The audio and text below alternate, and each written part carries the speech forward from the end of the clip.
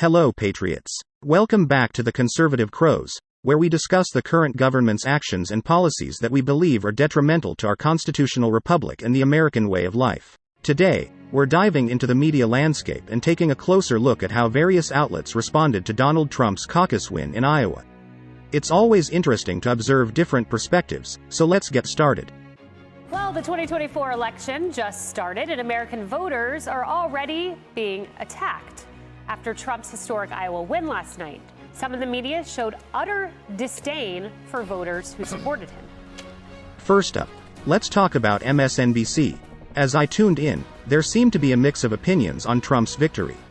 Some commentators acknowledged the support he received from voters, while most expressed concerns about the implications for the upcoming election.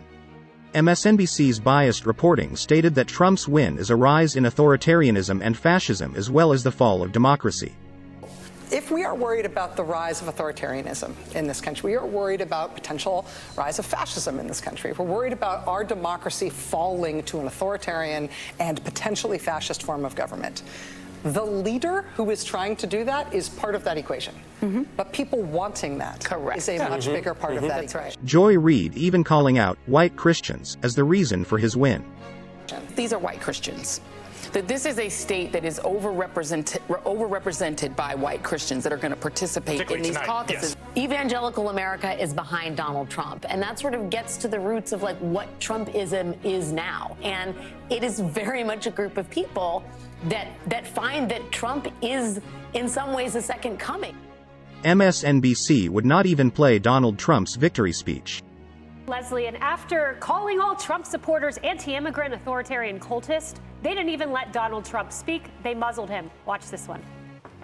At this point in the evening, the projected winner of the Iowa caucuses has just started giving his victory speech. We will keep an eye on that as it happens. There is a reason that we and other news organizations have generally stopped giving an unfiltered live platform to remarks by former President Trump. His remarks tonight will not air here live. We will monitor them.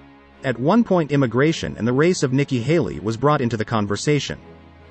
81% of those people agree with Donald Trump that immigrants are poisoning the blood of this country. That means that 81% of the Republican primary electorate believe Nikki Haley has poisoned blood and is poisoning the blood of the United States. So that as a roadblock for Nikki Haley is impossible. It's the elephant in the room. She's still a brown lady that's got to try to win in a party that is deeply anti-immigrant and which accepts the notion that you can say immigrants are poisoning the blood of our country. She's getting, birthered by Donald Trump. CNN, a major news network, also covered Trump's win in Iowa. The reporting was generally focused on the facts surrounding the caucus results. Some pundits analyzed the voter turnout, demographics, and potential implications for the overall election. It would be so nice if we could come together and straighten out the world and straighten out the problems and straighten out all of the death and destruction that we're witnessing. That was President Trump last night, attempting to send a message of unity of sorts after a landslide victory in the Iowa caucuses. Now, Trump finished the Republican caucuses with a historic 51% of the vote. You're looking at it right here, significantly more than Ron DeSantis and Nikki Haley's second and third place totals combined. DeSantis coming in at 21.2%, Nikki Haley a little above 19%. So how did Donald Trump do it? This is the map that we're looking at right now. Everywhere you see red is a county that Donald Trump won. CNN, like other networks, strives to provide viewers with accurate and unbiased information, even though they pointed out Trump won because of white evangelical voters. Thank you so much. Come on back to the table. Let's bring back in Doug. Hi, Bakari Sellers, Maura Gillespie. Doug, to you. Not only did he win, but he won so many evangelical voters in Iowa. I mean, he took like a fourth of them last time around. Now 63%. Why? Because he's been able to have those voters really identify with him. Donald Trump is not an evangelical by any means. He's not really a strong Christian, but evangelical and religious conservatives identify with Trump as a lifestyle, as a brand, and that's been very hard to shake, and it's why those counties that Phil pointed out in northwestern Iowa turned so dramatically, and it, I think, is what's going to make not so much New Hampshire, but South Carolina very interesting. If Nikki Haley has a strong showing in New Hampshire, religious conservatives in South Carolina, I think we can learn a lot from with what happened in Iowa. I want to include one final clip from Fox News, The Five, where they sum up the different news networks' biased opinions on Donald Trump's Iowa win, to include Judge Jeanine's thoughts. You voted for a guy who said, come, risk your lives for the Grand Wizard.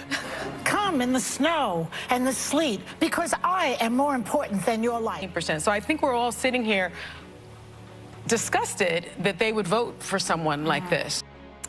And how's this for spin? Democrats trying to make the case that the biggest victory in Iowa caucus history is somehow a bad thing for the former president. First of all, 50-50 for an incumbent really sucks. This is not good for Donald Trump. I don't care how they spin it. 49% is not great for him, actually, in an electorate in a lot of these future states. Half the people in that party didn't vote for Donald Trump. So I think that is telling. It tells you the weakness of Donald Trump. Trump swept Iowa. No, he did not. He swept 5% of the population. Only 13% of registered Republicans in the state of Iowa, 13% of the party showed up. These are small numbers, and it's very important to remember that.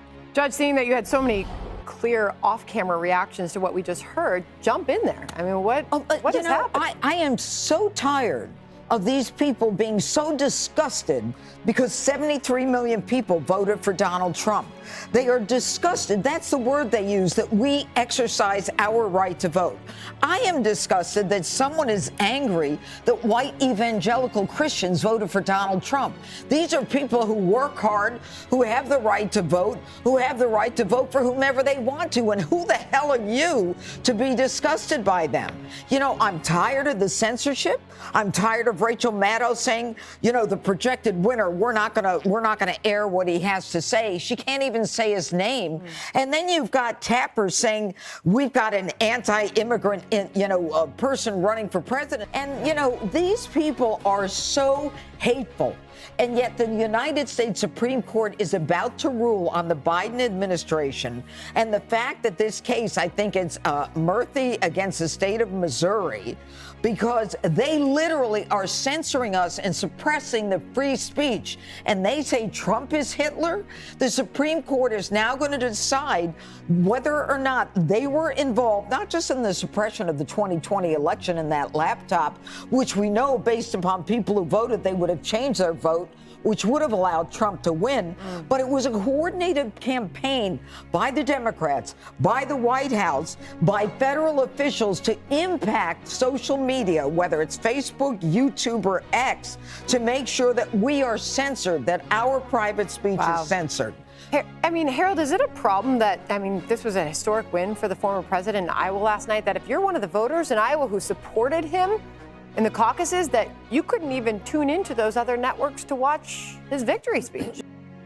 It's worth noting that media outlets often have diverse panels with varying viewpoints. But whether they agree or disagree with the outcome, it is my belief that news outlets should report the news without giving personal political opinions or ridiculing any political party. The politicians are their voters. In conclusion, media responses to Donald Trump's caucus win in Iowa varied across different outlets. It's crucial for us, as viewers, to approach these analyses critically and be aware of the diverse opinions presented by various commentators. Remember, staying informed from multiple sources allows us to form a more comprehensive understanding of the political landscape. That wraps up today's discussion.